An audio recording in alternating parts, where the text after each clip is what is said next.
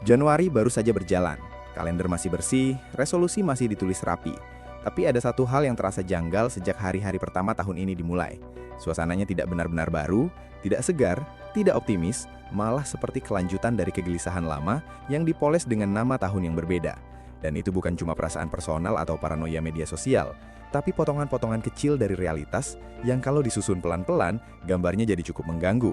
Karena tahun 2026 tidak datang dengan ketukan pintu yang sopan. Dia masuk dengan suara mesin yang sudah panas sejak jauh hari. Dan sejak Januari saja, tanda-tanda itu sudah mulai kelihatan. Bukan tanda kiamat, bukan juga sensasi murahan, tapi sinyal bahwa sistem yang kita jalani sedang bekerja di luar batas wajarnya. Kita hidup di zaman di mana berita buruk datang lebih cepat dari klarifikasi. Grafik ekonomi naik turun lebih dramatis dari emosi manusia. Dan keputusan besar sering dibuat di ruangan tertutup, tapi dampaknya dirasakan sampai ke dapur rumah orang biasa. Dan di awal tahun ini, semua itu terasa lebih padat, lebih cepat, dan lebih berisik. Harga kebutuhan pokok yang katanya stabil, ternyata hanya stabil di atas kertas. Lapangan kerja yang katanya pulih, ternyata pulihnya selektif. Teknologi yang katanya membantu, justru mempercepat ketimpangan. Dan yang paling terasa, rasa aman kolektif itu makin tipis. Seolah kita semua lagi jalan di lantai licin, tapi diminta tetap tersenyum. Kalau lo perhatiin, Januari biasanya bulan penuh harapan. Pasar keuangan tenang, pemerintah bicara optimisme, perusahaan buka target baru, orang-orang pasang visi.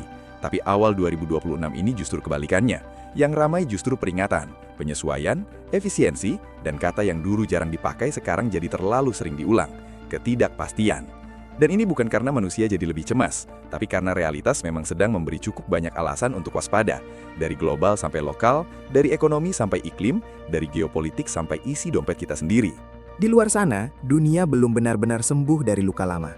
Konflik belum selesai, tapi sudah ditumpuk konflik baru.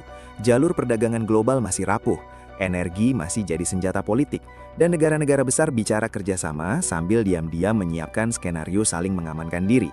Dan efeknya, negara berkembang seperti kita sering jadi penonton yang ikut menanggung biaya, bukan cuma lewat pajak atau harga barang, tapi lewat peluang yang makin sempit dan tekanan hidup yang makin halus tapi konsisten.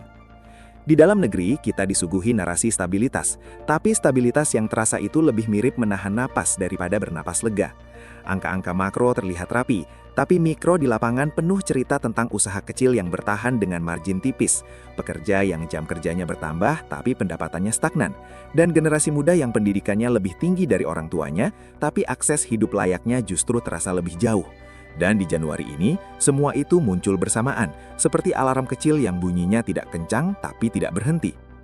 Yang menarik, tanda-tanda tidak normal ini bukan datang dalam bentuk satu kejadian besar, tapi potongan-potongan kecil yang kalau lo abaikan satu-satu memang terlihat sepele.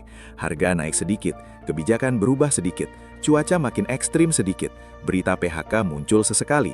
Tapi justru karena kecil dan sering, dampaknya jadi sistemik. Dan disinilah banyak orang keliru.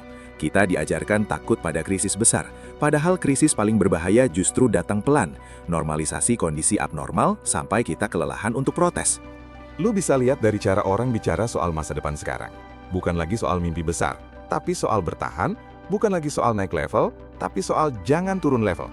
Dan ini perubahan psikologis yang serius, karena masyarakat yang hidup dalam mode bertahan terlalu lama akan berhenti berinovasi, berhenti berani, dan akhirnya mudah dikendalikan.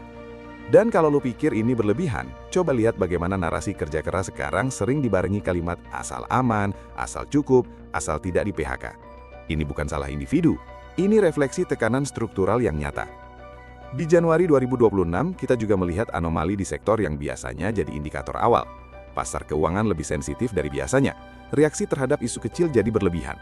Investor global bergerak cepat dan dangkal, masuk sebentar lalu keluar. Bukan karena mereka jahat, tapi karena mereka juga membaca resiko yang sama. Dan ketika modal jadi penakut, yang paling kena dampaknya selalu ekonomi real, usaha, tenaga kerja, dan daya beli.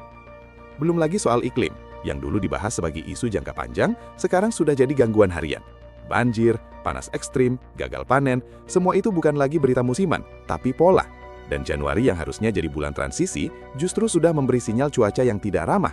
Dan ini berhubungan langsung dengan harga pangan, distribusi, dan stabilitas sosial. Karena ketika makanan terganggu, emosi masyarakat ikut terganggu. Gue tahu, ada yang akan bilang, ini kan selalu terjadi, tiap tahun juga ada masalah. Dan benar, masalah selalu ada. Tapi yang berbeda sekarang adalah frekuensi dan kedalamannya. Masalah-masalah itu datang berlapis, saling memperkuat, dan seringkali solusinya ditunda karena dianggap tidak populer atau terlalu mahal. Dan akhirnya biaya itu dibayar oleh orang biasa, bukan hari ini, tapi perlahan sepanjang tahun. Yang juga menarik untuk kita sadari, cara media dan elit membingkai situasi sekarang lebih hati-hati. Bukan karena semuanya baik-baik saja, tapi karena terlalu banyak kepanikan justru bisa mempercepat masalah. Jadi bahasa yang dipakai jadi lebih halus, lebih teknokratis, tapi di balik itu, kebijakan pengetatan, penyesuaian subsidi, efisiensi anggaran, semua berjalan. Dan lagi-lagi, yang paling cepat merasakannya bukan mereka yang membuat keputusan. Di titik ini penting buat kita jujur. 2026 bukan tahun yang otomatis buruk, tapi juga bukan tahun yang bisa dijalani dengan autopilot. Tanda-tanda tidak normal sejak Januari ini bukan untuk menakut-nakuti, tapi untuk mengingatkan bahwa strategi lama mungkin sudah tidak cukup. Cara kita bekerja, menyimpan uang, membangun karir, dan melihat masa depan perlu penyesuaian. Bukan dengan panik, tapi dengan sadar. Gue tidak bilang semua orang harus jadi pesimis, justru sebaliknya. Pesimisme pasif itu berbahaya.